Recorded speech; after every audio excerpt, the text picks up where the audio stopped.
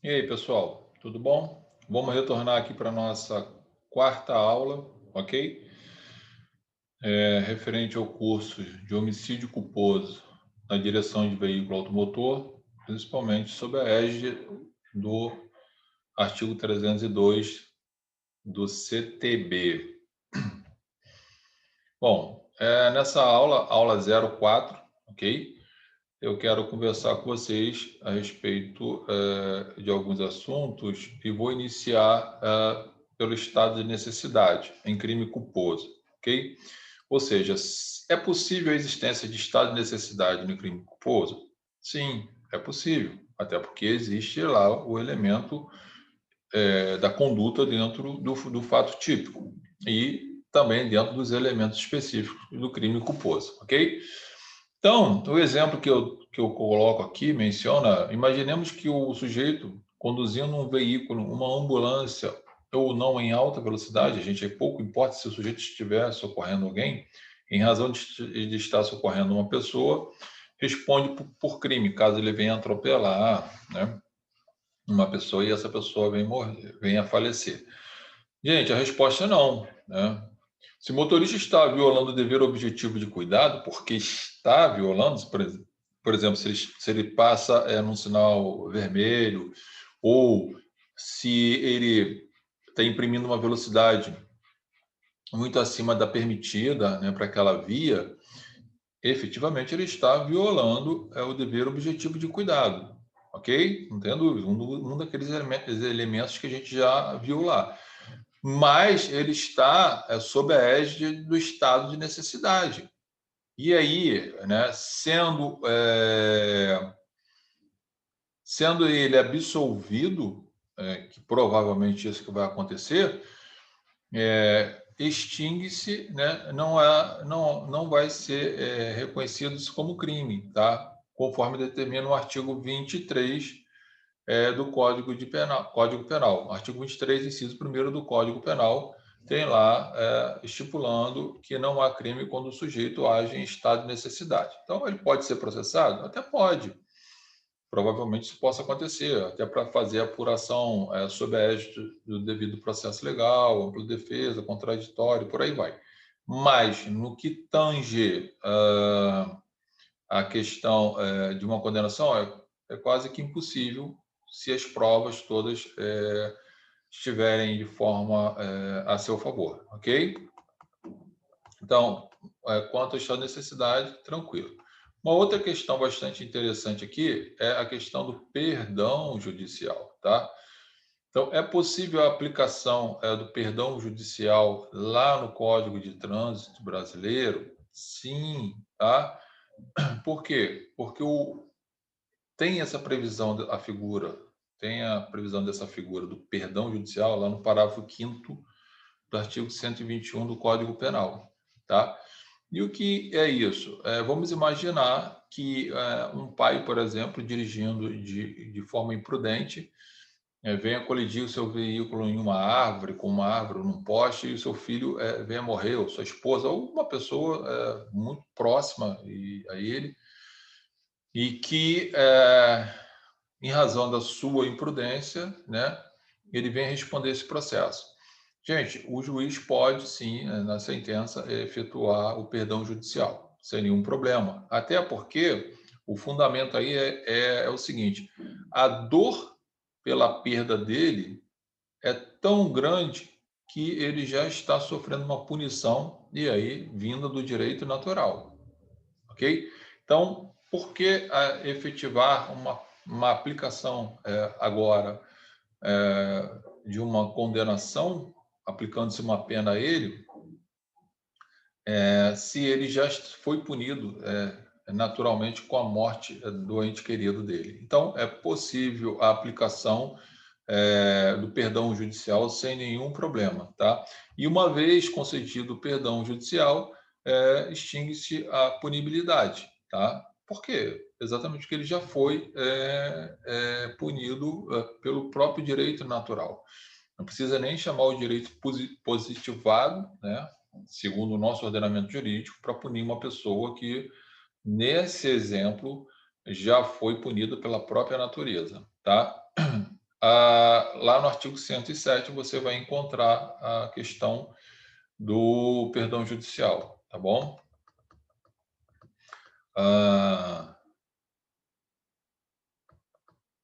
O que a gente vai olhar aqui foi o que eu acabei de mencionar. Nós temos jurisprudência nesse sentido, tá, pessoal? No sentido da possibilidade do perdão judicial, tá? Não, não há, gente, não é nem razoável, né? Se punir uma pessoa, como no exemplo aqui, ó, o sujeito se envolveu num acidente. Ó, inclusive, a decisão aqui vem dizendo, todavia, sendo a companheira do acusado a única vítima, aplica-se o perdão judicial. Pô, o sujeito já teve a companheira, já teve a perda da companheira, para quê? Qual é o efeito positivo numa aplicação de uma pena penal em cima dele? Porque isso não vai mudar em nada, só vai, na verdade, contribuir para piorar a situação emocional, enfim, do sujeito lá que teve a sua companheira morta em razão do acidente. Então, é possível a aplicação do perdão judicial, não há nenhum problema quanto a isso, tá? A gente, até o Superior Tribunal de Justiça, isso já está mais do que consolidado, tá, gente? Se cair em prova, ou se vocês estiverem atuando num caso concreto, tá? Vocês podem muito bem atuar nesse sentido, entendeu? De você buscar o perdão judicial. Isso caso seu cliente venha a ser condenado, tá? Uma questão bastante interessante agora, que eu quero tratar com vocês, é a respeito do procedimento, né?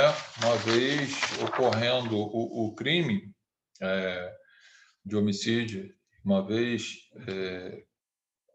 independente se houve a morte ou não, mas vamos falar, ocorrendo o homicídio culposo na direção do trânsito, provavelmente vai ser instaurado o inquérito, posteriormente vai ser deflagrada essa denúncia, tá? Então, acontecerá um processo judicial, ok?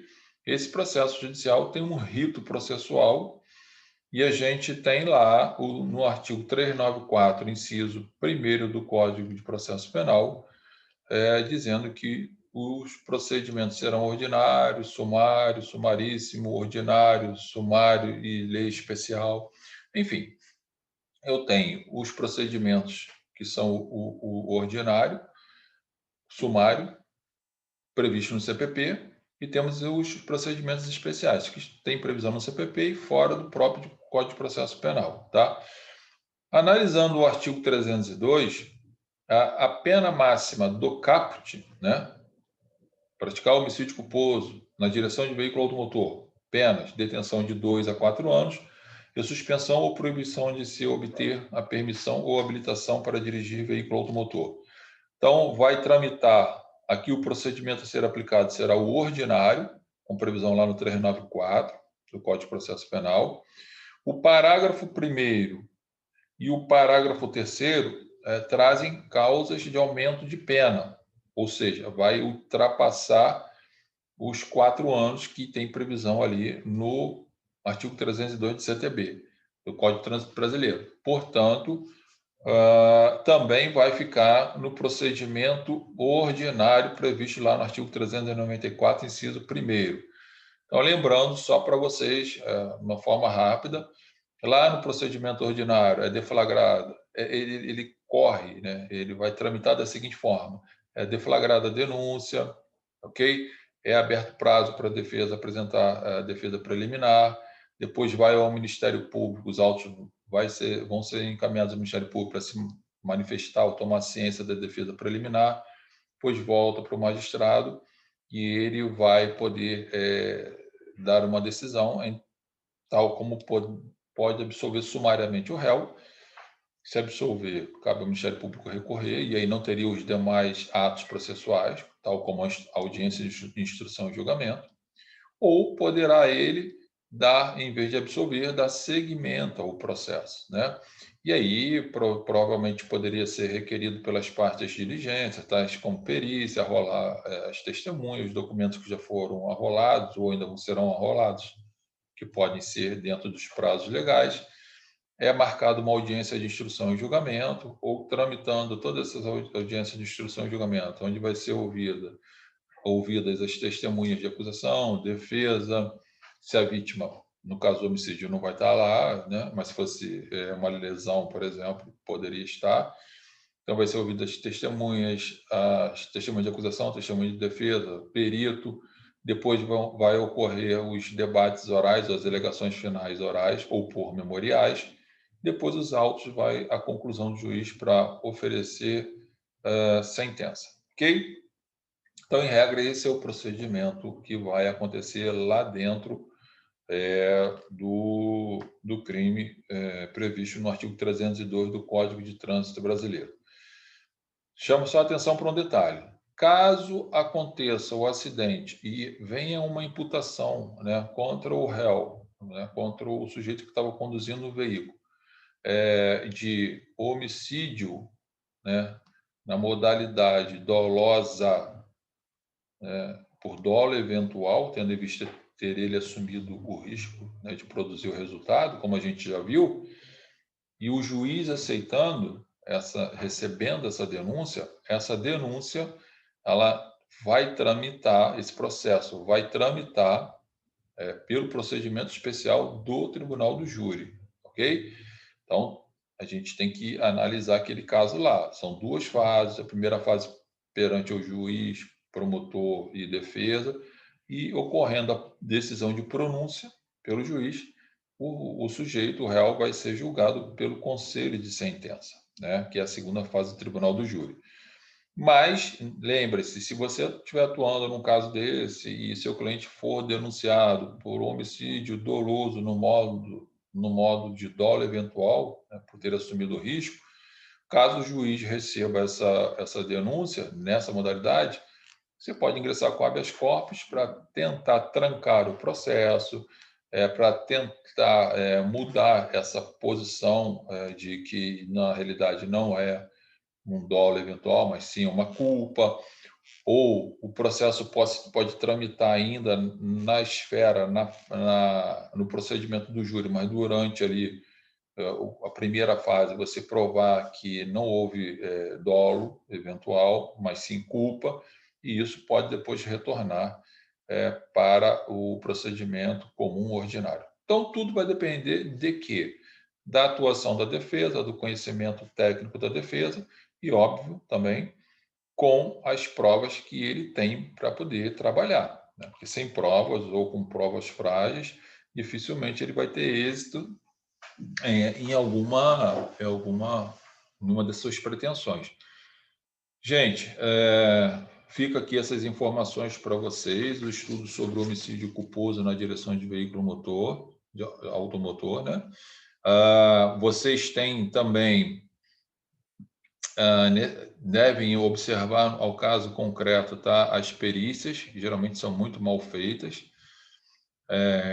no caso do acidente de trânsito.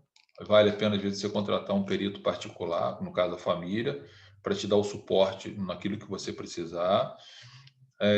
Observem lá as questões dos elementos do crime, que a gente já conversou bastante sobre isso, né?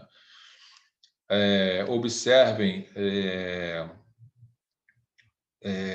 o procedimento a ser, o que vai ser aplicado, tá? Então, vocês precisam ter esse conhecimento apurado, seja para uma prova que vocês possam participar, de concurso ou prova da Ordem dos Advogados do Brasil, ou no caso concreto, caso você esteja atuando, ok? E lembre-se, mesmo que você obtenha uma sentença absolutória para o seu cliente, verifique o fundamento pelo qual o juiz está absolvendo seu cliente e o dispositivo, ok? Lembre-se, absolver por falta de prova para condenar deixa um campo muito aberto no administrativo e no civil para a vítima ou para os seus familiares ingressarem contra o seu cliente, tá? E ele pode sofrer sanções, tanto quanto a responsabilidade civil lá no direito civil, como sanções administrativas lá no direito administrativo, no que tange o seu direito de dirigir, enfim, uma série de outras opções, condições, opções que existem dentro de cada caso concreto. Essas são as informações, gente, que vocês têm e podem utilizar como teses defensivas, se aprofundem nos estudos. É um mercado que vem crescendo, basta a gente ver a quantidade de veículos que nós temos, os milhões de pessoas que nós temos aí conduzindo veículos automotores. Infelizmente, os acidentes vêm aumentando. Bom, essas são as informações. Não se esqueçam, vocês têm a apostila que vocês vão poder baixar lá, fazer o download dela completo, tá? Para poder estudar. E qualquer coisa, vocês têm o nosso e-mail, professor@josebrito.com.br. Esse é o nosso e-mail. josebrito.com.br é o nosso site lá do escritório, tá? E aqui vocês têm o acesso aos nossos cursos e serão sempre bem-vindos a estar estudando conosco. Qualquer dúvida, enfim, pode entrar em contato que a gente vai estar sempre retornando para vocês. Fica um grande abraço, obrigado por vocês estarem assistindo essas aulas, fazer esse curso, realizar esse curso com a gente. E logo vou estar trazendo novidades. Espero que seja bastante útil e acrescente na carreira, na vida de vocês essas informações. Grande abraço a todos.